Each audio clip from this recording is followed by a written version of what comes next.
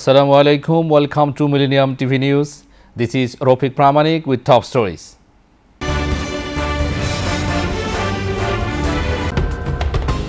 Trump dines with Romney. Cubans gathered to remember Fidel Castro. Beijing unusually quit over South China Sea drills. Syrian Civil Defense Force in action. Lawmakers vote to impeach South Korea's president. Morgue working to identify Columbia cross victims. Those are the headlines. Now the detail. President-elect Donald Trump sat down for dinner with one-time critic Mitt Romney, who is a top-flight candidate for the post of Secretary of State, according to Trump. Vice President-elect Mike Pence said on Fox News Sunday that Romney is under active consideration to serve as U.S. Secretary of State along with other candidates, but Democrats were skeptical that Romney is an actual contender. Earlier on Tuesday, Trump met with Sen. Bob Corker of Tennessee, the chairman of the Senate Foreign Relations Committee, who is also seen as a candidate for the post.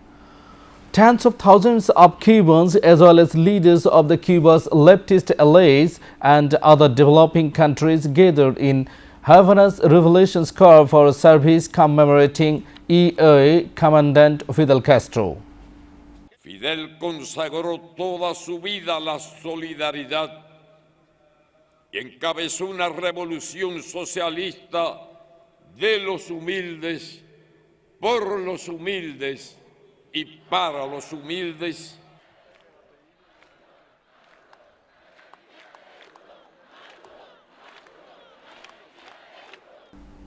China claims practically all of the fiercely disputed South China Sea and is usually quick to pounce on any activity it doesn't approve of.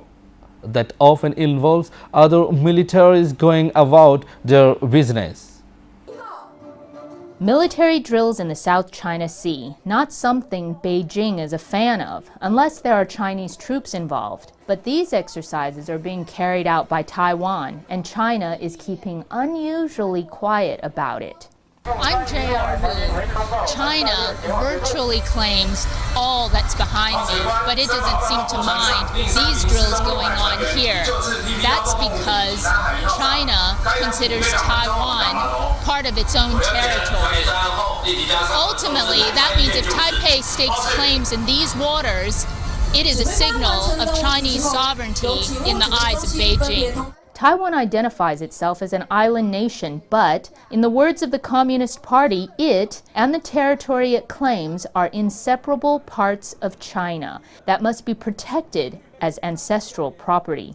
In a way, that works in Taiwan's favor, allowing it to push its claims in the South China Sea and go about its business, uninterrupted by Beijing. That's more than can be said for other claimants like Vietnam and the Philippines, which have come up against heavy resistance from the Chinese military and the Coast Guard. But Taipei is treading a fine line. Looking like a proxy for China means it runs the risk of annoying several friendly Asian nations that also have claims in the region, not to mention its sole political ally and arms supplier, the United States. Social media video appears to show the Syrian Civil Defense Force pulling people from the wreckage after airstrikes. Video uploaded to the internet by the Syrian Civil Defense Force, also known as the White Helmets, appears to show the aftermath of an airstrike on a residential area in Idlib on Tuesday. According to the UK-based monitoring group, the Syrian Observatory for Human Rights, one child was killed as a result of the attack. In the video, civil defense workers can be seen rushing to the site of the attack by motorbike, said to be the Talmins village in the Idlib province of Syria. They are seen digging through the rubble of a damaged building and carrying survivors to a nearby ambulance. South Korea's opposition parties are vowing to impeach disgraced President Park. June he is dismissing her offer to step down as a ploy to avoid being ousted. There could be a lot more to come from the political saga that's engulfed the country. Vows to impeach South Korea's president Wednesday. Opposition parties promising to hold a vote on ousting Park Geun-hye possibly by the end of the week, after rejecting her offer to resign over a corruption scandal that's run her presidency into the ground. Park has handed Parliament the power to decide how and when she should step down, a move her opponents are calling a ploy to avoid being impeached. Reuters' Tony Monroe says the saga is taking the political system into uncharted. A lot at stake because once she is out of office, an election needs to be held in 60 days. Now that's not a lot of time. In the ordinary course of events, an election is scheduled to happen 1 year from now. So timing is key for the various parties to line up and coalesce behind candidates to succeed President Park. Park's accused of plotting with a close friend to squeeze millions of dollars out of Korean businesses. Legally, she can't be prosecuted as president, but with her days in the top job clearly numbered, she'll no doubt be sweating over what the future may hold. Prosecutors have identified her as an accomplice in this case, so it is entirely possible that they would seek to indict her once she steps down from office, and there is precedent for that. There have been Korean presidents who have gone to jail after they left office for events that happened while they were in office. Some of Park's political allies are pushing for a deal that would let her step down in the most dignified way possible, but not all. Other members of the ruling party now conceding that if a deal can't be reached by Friday, impeachment is the only way.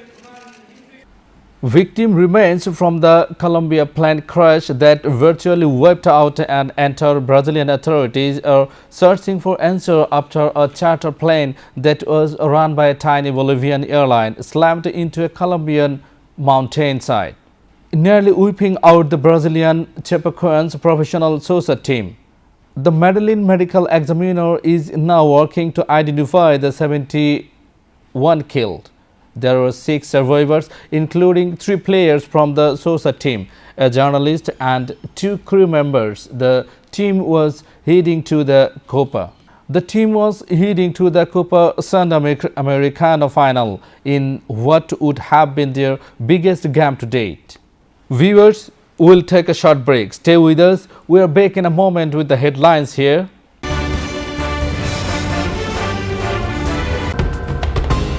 No food or water in Iraq's Mosul. Rohingya may be enduring crimes against humanity, said United Nations. Prime Minister Sheikh Hasina returned home. BNP chairperson Khaleda Zia met with Mahmoud Rahman. Protesters marched through Haiti's capital.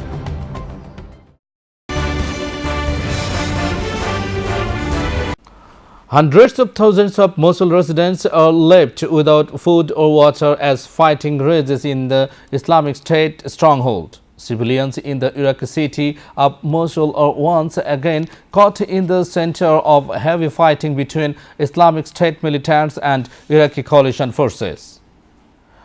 Iraq launched an offensive against IS stronghold more than 6 weeks ago in an attempt to retake the city. But it's been no easy task, and the human price to pay is high. More than 6 lakh residents are without water after a central water pipe was struck during heavy clashes. The shortages prompted new warnings from the United Nations that food and water are running out. Tens of thousands have been left homeless and are living on the outskirts of the city. Myanmar's Rohingya Muslims may be victims of crimes against humanity. The United Nations Rights Agency has said as former UN chief Kofi Annan arrived to the country for a visit that will include a trip to the conflict-ravaged region of Rakhine. The army has carried out a bloody crackdown in the western state, and thousands of the Muslim minority have flooded over the border into Bangladesh this month, making horrifying claims of gang rape, torture and murder at the hands of security forces. some 30,000 have fled their homes, and analysis of satellite images by Human Rights Watch found that hundreds of buildings in Rohingya villages have been razed. Prime Minister Sheikh Hasina returned home from Hungary after wrapping up a 4-day bilateral visit in conjunction with Budapest Water Summit 2016 at the invitation of Hungarian President Dr. János Ador. It was the highest level tour to the East European country by any Bangladeshi head of the government. A special VVIP flight of Biman Bangladesh Airlines carrying the Premier and her entourage members landed at Hazrat Shahjalal International Airport in Dhaka at 11 p.m. Civil Aviation and Tourism Minister Rashid Khan Menon, State Minister for Foreign Affairs Shahriar Alam, Awami League Presidium members Advocate Shahra Khatun and Muhammad Farooq Khan and high civil and military officials were present at the airport to receive the Prime Minister. BNP chairperson Begum Khaleda Jia met with the acting editor of Daily Amar Desh Mahmoud Rahman on Wednesday at 10 p.m. in United Hospital. Some leaders also available with her at the moment.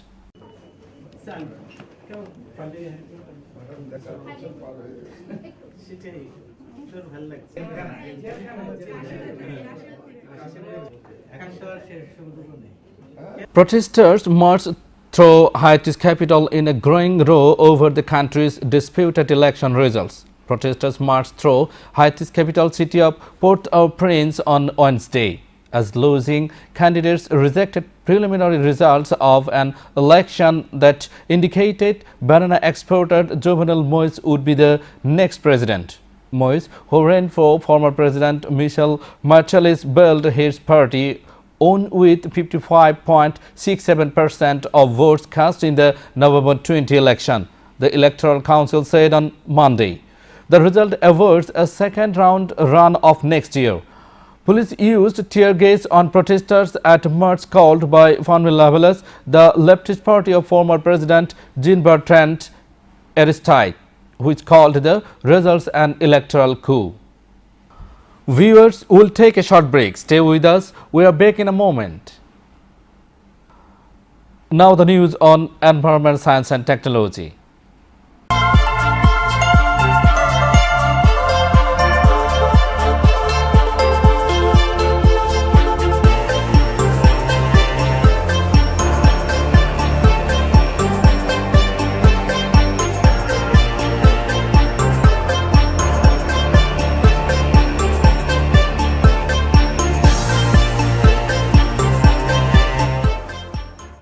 A new surgical robot is delicate enough to perform eye operations with more accuracy than human hands, according to the developers.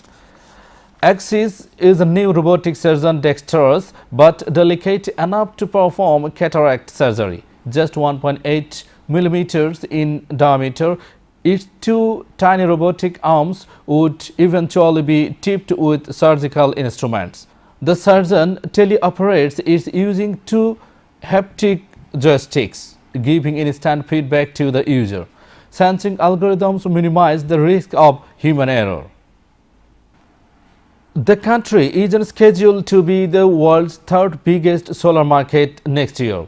Images have been released showing the sheer size of a new solar power plant in southern India. The facility in Kamoti, Tamil Nadu has a capacity of 648 megawatt and covers an area of 10 square kilometer. This makes it the largest solar power plant at a single location, taking the title from the Topaz Solar Farm in California, which has a capacity of 550 megawatt. The solar plant, built in an impressive 8 months and funded by the Adani Group, is cleaned every day by a robotic system charged by its own solar panels. At full capacity, it is estimated to produce enough electricity to power about 150,000 homes. Europe research ministers are meeting in Lucerne, Switzerland to decide whether or not to push ahead with plans to land a robot rover on Mars in 2021. The UK assembled vehicle would search for life on the red planet by sampling soil drilled from under the surface. But the project is late and now needs another €400 million to be sure of meeting its launch deadline. Ministers from the member states of the European Space Agency will discuss the rover's fate over the next 2 days. Now the news on business.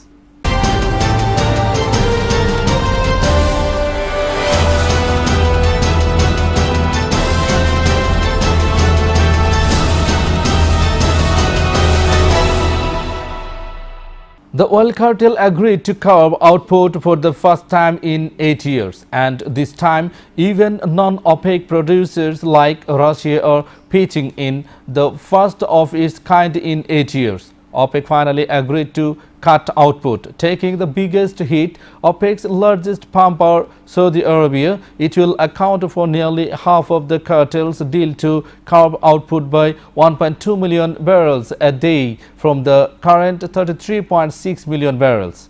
What's more, non-OPEC producers like Russia agreed to reduce output as well. Combined, the cuts will amount to 2% of global production.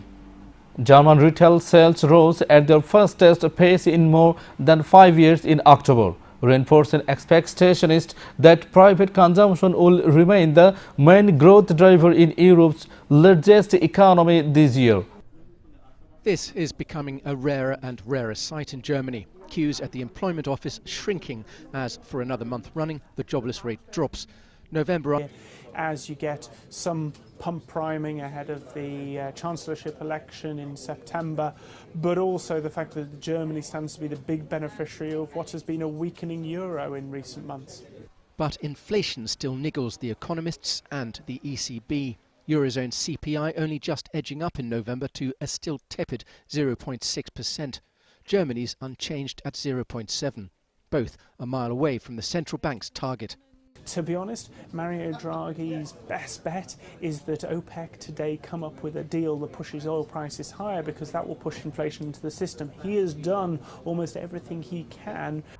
At least at Germany's Federal Labour Office, there's no sign yet of the much-feared Trump effect, though it warns the shock economic impact of the US election could yet come. Europe, too, in a rising... President-elect Donald Trump tweeted that would totally leave his business. As Fred Katayama reports, his business could create unprecedented conflicts of interest. President-elect Donald Trump says he will leave his business empire. But he didn't say what he would do with his assets. The billionaire tweeted Wednesday morning, "I will be leaving my great business in total in order to fully focus on running the country." He said he would outline his plans at a press conference with his children on December 15. He also said, "I feel it is visually important as president to in no way have a conflict of interest with my various businesses." The announcement comes as he faces pressure from critics who say his business could create unprecedented conflicts of interest. Viewers, now the news on entertainment.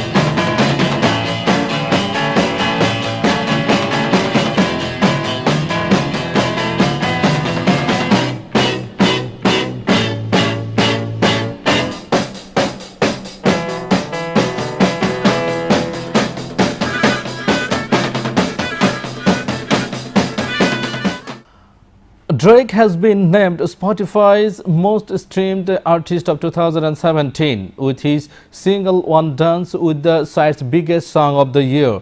The Canadian star raked up 4.7 billion streams his year, more than half of which were for his album views. This despite the album being withheld from Spotify for 2 weeks as part of a deal with Apple Music. One Dance alone was streamed 960 million times. Played consecutively, that would take more than 5,200 years. The song's popularity on streaming services including Deezer and Google Play as well as Spotify and Apple helped it span 15 weeks on top of the official UK singles chart, the longest run since Bryan Adams' Everything I Do in 1991. The pop star sneaker is named Shoe of the Year by Future News. Rihanna's sneaker, the Creeper, was named Shoe of the Year by Future News on Tuesday. The pop star picked up the prize at the 13th F1 Achievement Awards in New York and called the honor a big deal. It means so much. It makes me so proud to be a woman, to be a young woman from Barbados, especially. I mean, to come to America and just do this by default just because I liked to wear a certain style of shoe, said Rihanna. Now the news on sports.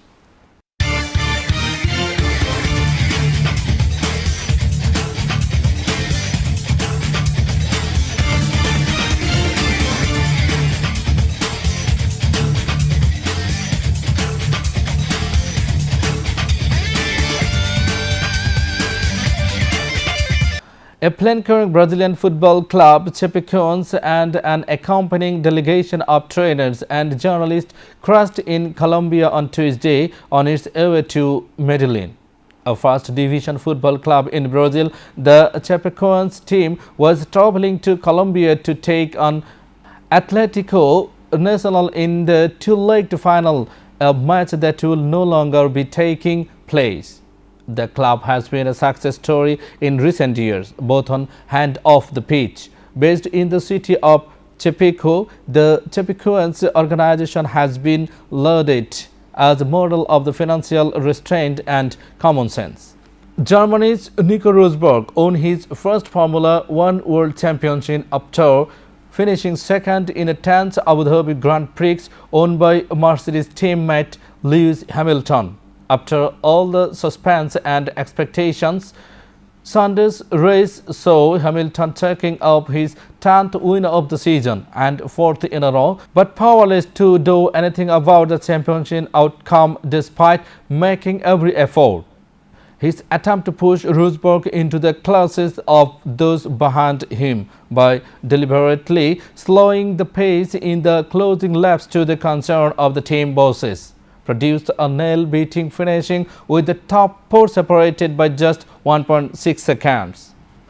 A dazzling opening pair stand up 93 runs between the Ahmed Shehzad and Imrul Kais spurred the bottom-placed Kumila Victorians to secure an 8-wicket win against Borisal Bulls in a dead-rubber game of the 4th Bangladesh Premier League T20 at Sher-e-Bangla National Cricket Stadium in Mirpur on Tuesday. This is the second win for defending champion Kumilla and third losses for Borisal in the 7-team double league basis franchised tournament from where both sides are out of the race of the top 4 involving playoff stage. Viewers, let's have a look Millennium TV News recap.